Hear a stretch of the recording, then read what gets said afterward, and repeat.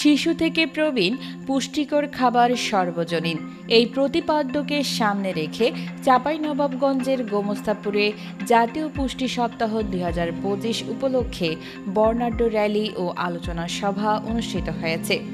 বৃহস্পতিবার সকালে উপজেলা স্বাস্থ্য ও পরিবার পরিকল্পনা কর্মকর্তা ডাক্তার আব্দুল হামিদের সভাপতিত্বে উপজেলা স্বাস্থ্য কমপ্লেক্স কার্যালয়ের হল রুমে জাতীয় পুষ্টি সপ্তাহ উদ্বোধন করা হয় ও জাতীয় পুষ্টি খাতে সরকারের গৃহীত কার্যক্রম, অর্জন, চ্যালেঞ্জসমূহ মোকাবেলার উপায়, শিশু ও পুষ্টি বিষয়ক আলোচনা করা হয়। জনস্বাস্থ্য পুষ্টি প্রতিষ্ঠান আয়োজিত এবং 50 শয্যা বিশিষ্ট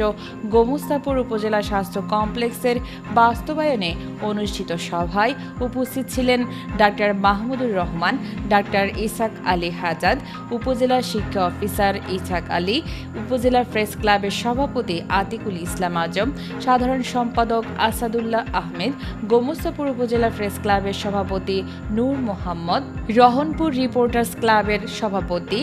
আবদুল্লাহ আল মামুন নাহিদ, গোমস্তাপুর স্মার্ট প্রেস ক্লাবের সভাপতি ডাক্তার আব্দুল ওয়াদুদ, সাধারণ সম্পাদক সামিরুল ইসলাম, গোমস্তাপুর স্বাধীন প্রেস ক্লাবের সভাপতি আলাউদ্দিন পারভেজ, সাধারণ সম্পাদক আমিনুল ইসলাম, সাংবাদিক শাহিন আলম সহ চিকিৎসক, নার্স উপস্থিত ছিলেন। সামরুল ইসলামের পাঠানো তথ্য ভিডিও চিত্রে desk report, Chapai journal, Chapainawabganj.